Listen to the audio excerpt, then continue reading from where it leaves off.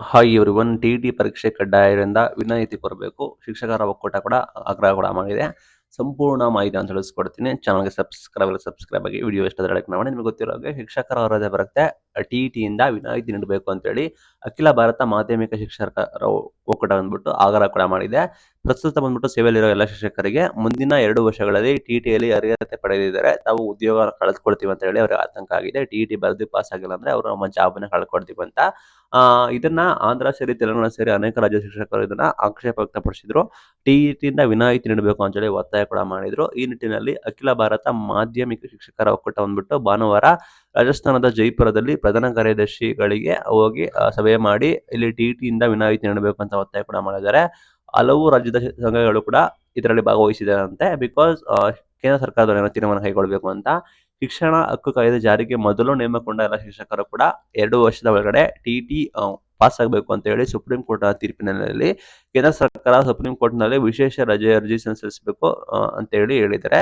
ಅಖಿಲ ಭಾರತ ಸಂಘಟನೆಯವರು ಕೂಡ ಆಗ್ರಹ ಮಾಡಿದ್ದಾರೆ. ಅಂಡ್ ನಮ್ಮ ಸ್ಟೇಟ್ ಅಲ್ಲಿ ಏನಂದ್ರೆ ಮಧು ಬಂಗಾರಪ್ಪ ನಾವು ಸುಪ್ರೀಂ ಕೋರ್ಟ್ಗೆ ಹೋಗ್ತೀವಿ, ಅದನ್ನ ವಾಪಸ್ ಅದನ್ನ ವಿರೋಧಿಸಿ ಸುಪ್ರೀಂ ಕೋರ್ಟ್ಗೆ ಹೋಗ್ತೀವಿ, ನಾವು ಮತ್ತೆ ಅಪ್ಲಿಕೇಶನ್ ಹಾಕ್ತೀವಿ ಅಂತ ಕೂಡ ಹೇಳಿದ್ದಾರೆ.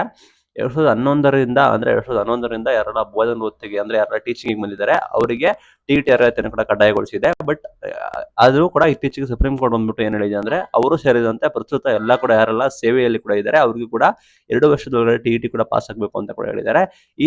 ಈ ನಿರ್ಬಂಧದಿಂದ ಏನಾಗುತ್ತೆ ಅಂದ್ರೆ 2011ಕ್ಕಿಂತ ಮೊದಲು ಯಾರೆಲ್ಲ ಕರ್ತವ್ಯ ನಿರ್ವಹಿಸ್ತಾ ಇದ್ರು ಅವರಿಗೆ, ಹಿರಿಯ ಶಿಕ್ಷಕರಿಗೆ ಸವಾಲಾಗಿದೆ. ದಶಕಗಳಿಂದ ಬೋಧನೆ ಮಾಡುತ್ತಿರೋರು ಮತ್ತು ನಿವೃತ್ತಿಯ ಸಮೀಪ ಇರೋರಿಗೆ ಮತ್ತೆ ಟೀಚಿಂಗ್ ಮಾಡೋದಕ್ಕೆ ಕಷ್ಟ ಆಗುತ್ತೆ.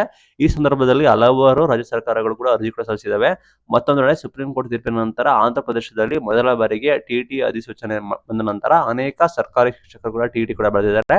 ತೆಲಂಗಾಣದಲ್ಲಿ ಕೂಡ ಟಿಇಟಿ ಪರೀಕ್ಷೆ ನಡೆಸ್ತಾ ಇದೆ, ಕರ್ನಾಟಕದಲ್ಲಿ ಕೂಡ ಟಿಇಟಿ ಪರೀಕ್ಷೆ ಕೂಡ ಆಗಿದೆ. ಆ ನಿಟ್ಟಿನಲ್ಲಿ ಇದನ್ನ ಮಾಡಬೇಕು ಅಂತ ಹೇಳ್ತಾ ಇದ್ದಾರೆ. ಇದರ ಬಗ್ಗೆ ನಮ್ಮ ಅಭಿಪ್ರಾಯ ಏನು ಕಮೆಂಟ್ ಮಾಡಿ ತಿಳಿಸಿ. ದೇಶಾದ್ಯಂತ ನ್ಯಾಷನಲ್ ನ್ಯೂಸ್ ಕೂಡ ಆಗ್ತಿದೆ. ಇದು ಬಂದ್ಬಿಟ್ಟು ಶಿಕ್ಷಕರು ಬಂದ್ಬಿಟ್ಟು ಆ ನಿಟ್ಟಿನಲ್ಲಿ ಐ ಥಿಂಕ್ ಸಾಕಷ್ಟು ಜನ ನಮ್ಮ ಕರ್ನಾಟಕದಲ್ಲೂ ಕೂಡ ಟಿಇಟಿ ಬರೆದಿದ್ದಾರೆ. ಆ ನಿಟ್ಟಿನಲ್ಲಿ ಈ ಬಾರಿ ಹೆಚ್ಚು ಜನ ಉತ್ತೀರ್ಣರಾಗಿರೋ ಸಾಧ್ಯತೆ ಕೂಡ ಇದೆ. ಬಿಕಾಸ್ ಏಕಾಏಕಿ ಈ ರೀತಿ ಈ ರೇಂಜ್ಗೆ ಪಾಸ್ ಆಗೋರ ಸಂಖ್ಯೆ ಜಾಸ್ತಿ ಕೂಡ ಆಗಿದೆ ನಮ್ಮ ಟಿಇಟಿಯಲ್ಲಿ. ಆ ನಿಟ್ಟಿನಲ್ಲಿ ಕೂಡ ನಮ್ಮ ಸ್ಟೇಟ್ ಕರ್ನಾಟಕದಲ್ಲಿ ಟಿಇಟಿಯಲ್ಲಿ ಕೂಡ ಉತ್ತೀರ್ಣರಾಗಿರೋ ಸಾಧ್ಯತೆ ಕೂಡ ಇದೆ. ಇದು ಇವತ್ತಿನ video. Thank you for watching till end. Thank you.